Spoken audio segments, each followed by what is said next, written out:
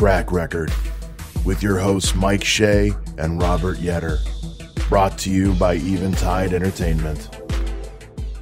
Hey guys, welcome to another episode of Track Record. My name is Mike Shea. And I'm Robert Yetter. And this is the first of what we hope to be very many special episodes of Track Record in the new format we're doing. This week we're going to be doing a roast of Puddle of Mudd. This is an idea that we came up with to pick one artist or band or album or whatever and just kind of have some fun with picking it apart. This is going to be something a little bit different than you're probably used to from us, but I think you're going to have a lot of fun with it. I think so too. Awesome. But, of course, it wouldn't be an episode of Track Record if we didn't get certain formalities out of the way. Robert, sir, what are you drinking? So last week, I believe I had the Strongbow Cherry Blossom. This week, I have the Strongbow Orange Blossom. Oh, how you liking it? It's not bad. I think I like the cherry one better. That cherry, man. That cherry. Yeah, buddy. Speaking of which, I'm also drinking a Strongbow Cherry Blossom. Oh, because damn. Just, you know, it's been a good night, and hadn't had it. I just got home from a show, and I did the whole show sober, so I was kind of jonesing for a beer. So you didn't have anything to drink while you were there? I don't like to drink when I perform. I tend to forget my my jokes too easily when I drink. I hear you. I understand that. Yeah. You remember the Unbeliever album release show? I do. Oh yeah, I was really worried because I was like nearing blackout drunk when it was my time to go on stage. Mm-hmm. Oh man, it was scary. That was funny though. So I understand that. Oh man. So now that I'm home and safe and I'm eating some food, I figured, hey, now I can drink because I got my jokes written down in front of me for this one, so I can get away with a little bit more. There you go. But yeah, so we're gonna dip out here in just a second, and you guys are gonna get to sit back and enjoy the roast of Puddle of Mudd. This is gonna be one for the books, people. Presented by Eventide Entertainment.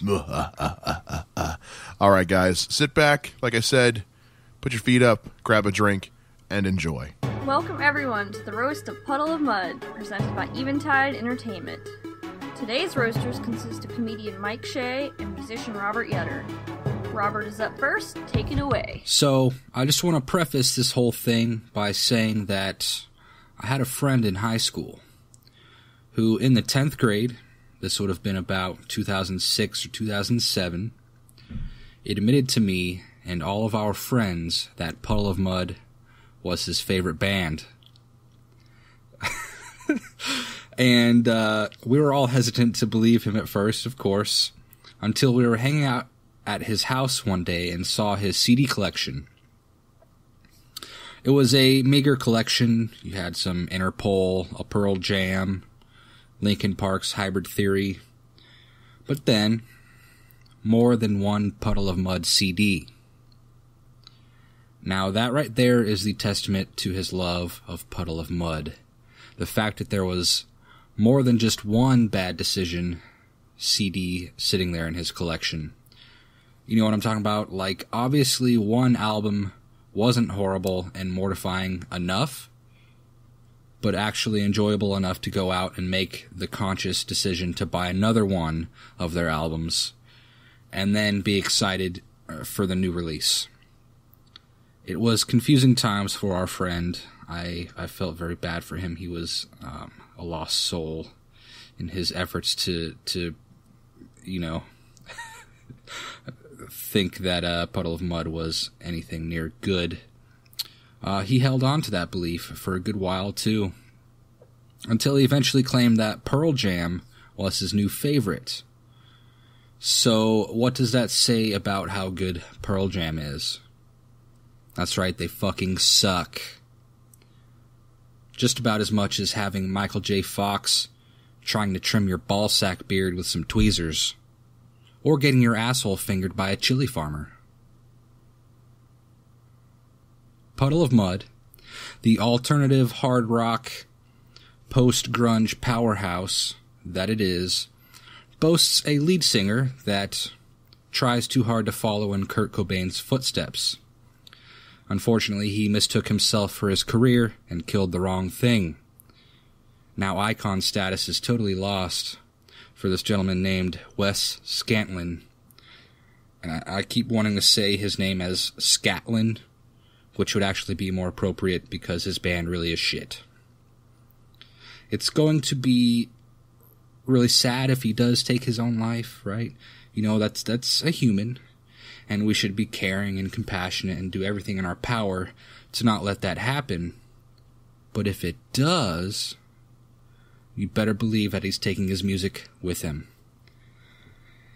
You know, if the world immortalized the utterly mediocre Nirvana songs as genius, imagine what they would do with Puddle of Mudd songs. Now, there's been many controversies about Wes's alleged lip-syncing during live performances. Audience members have confessed they witnessed him losing interest in the middle of the songs, staring up at the sky while his voice is still being heard, mouth not anywhere near the microphone. And they've witnessed him clearly forgetting the words to some of the songs. Now, isn't it great that even the mastermind behind such lyrics as "Sunshine has always been an enemy, sunshine an enemy, my life a chemical insanity, my life will kill me, sundown is bringing out the freak in me, wired, getting higher," or "She was a queen for about an hour, after that shit got sour, she took all I ever had, no sign of guilt, no feeling of bad, no." It's a wonder he can't even remember those, come on. But it's okay, Wes. Nobody else remembers your songs either. We do remember that one line, "She fucking hates me," because let's face it, she fucking hates you, and so does everybody else. We just hold on to those lyrics as a reminder of just how much she fucking hates you, and we just cheer it on. And you know what else? Fuck Fred Durst. I know that came out of nowhere, but there is a connection. So when the original Puddle of Mudd broke up, Fred Durst got a hold of a demo tape and pretty much put together the new Puddle of Mudd for their major label debut. So we can all add Puddle of Mudd to the long list of reasons why we are all collectively, as a species, going to come together to bake a Guinness World Record size oatmeal raisin cookie and stick it up Fred Durst's yeah. You can just tell that Puddle of Mudd, those guys are not cool rock stars. You look into their eyes, just look up a picture of them online, look into their eyes and just see the hate that they have for their own existence. They're not cool rock stars. Instead of going on cocaine bingers and spending $20,000 in one night on fillets, champagne, and escorts, no, the blokes in Puddle of Mudd probably meet up at Buffalo Wild Wings for an all-you-can-eat bone-in and $3 domestics, and everyone was on a separate bill. And then they go meet up with the drummer's cousin that knows about this low-key strip joint where they give you handies in the back for $20. Instead of sipping a rare whiskey on a private jet while some groupies play truth or dare with each other and only choose dare, Puddle of Mudd tours around the country in a 2-seater F-150 so that half the band has to sit in the truck bed, drinking PBR and vanilla Burnett's, smoking plain White Owls, and asking every girl at the gas station if she's over 18. Needless to say, Puddle of Mudd, I hope that you discontinue making any more music. It seems like you have. There was some chatter about a new record, but that was back in 2015 that you said it was coming soon. So it doesn't seem like that has happened, and we're all very grateful. Thank you very much. Alright, next up is comedian Mike Shea. Thank you, everyone, for having me here today on the roast of the band Puddle of Mudd. Traditionally, a roast is something designed to make some jokes and, take some, painless jabs at someone of great esteem and great honor.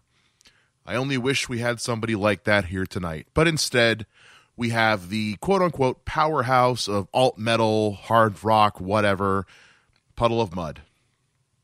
This is a band that has been called post-grunge, new metal, alt-metal, and hard rock. For those who don't know what any of those means, neither did the person who came up with those terms either. So it's fine.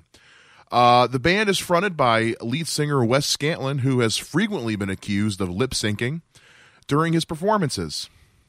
I don't know what's worse, the fact that he would do such a thing, or the fact that there's somebody else out there with a voice that fucking nasally and unbearable that he decided, I want to sound like that.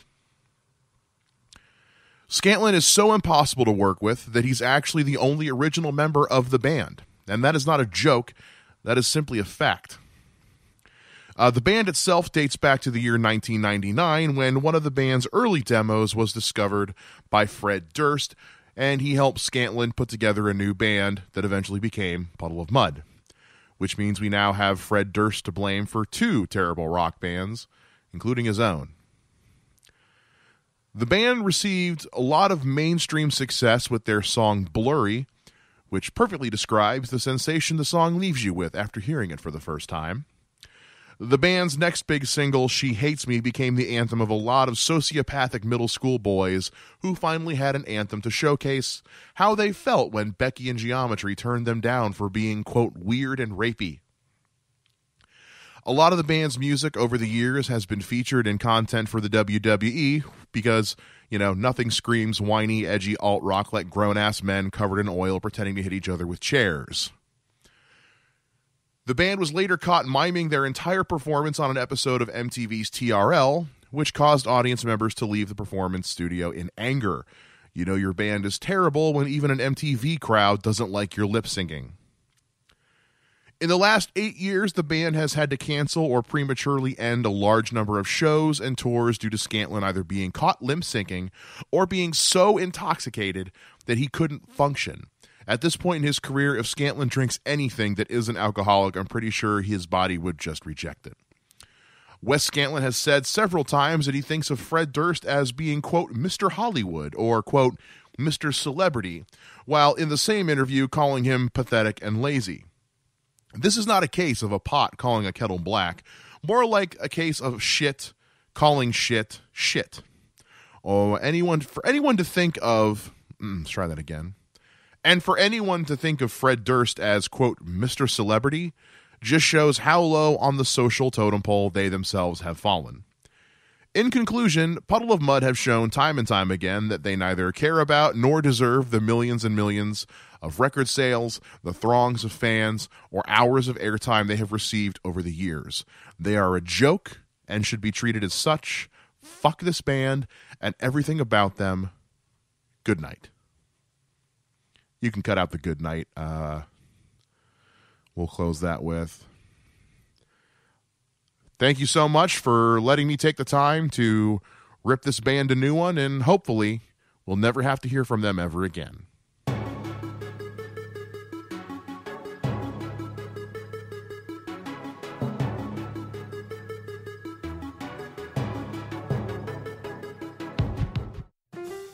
There's a reason they call them lazy Sundays. There's nothing better than sitting around and enjoying the comforts of a good book. But what book should that be?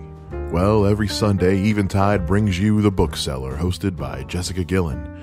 Each week, Jessica breaks down a different book and tells you everything you need to know before cracking it open and getting lost in a whole new world. Tune in every Sunday for The Bookseller with Jessica Gillen, brought to you by Eventide Entertainment. There's nothing quite as satisfying as a good conversation with intelligent company. Join comedian Don Smith every week as he sits down and talks with comedians, actors, filmmakers, writers, and everyday schmoes. It's The Life with Don Smith, Wednesdays at noon on 106.9 FM, and now available on the Eventide Entertainment podcast feed every Friday on Spreaker, YouTube, and iTunes.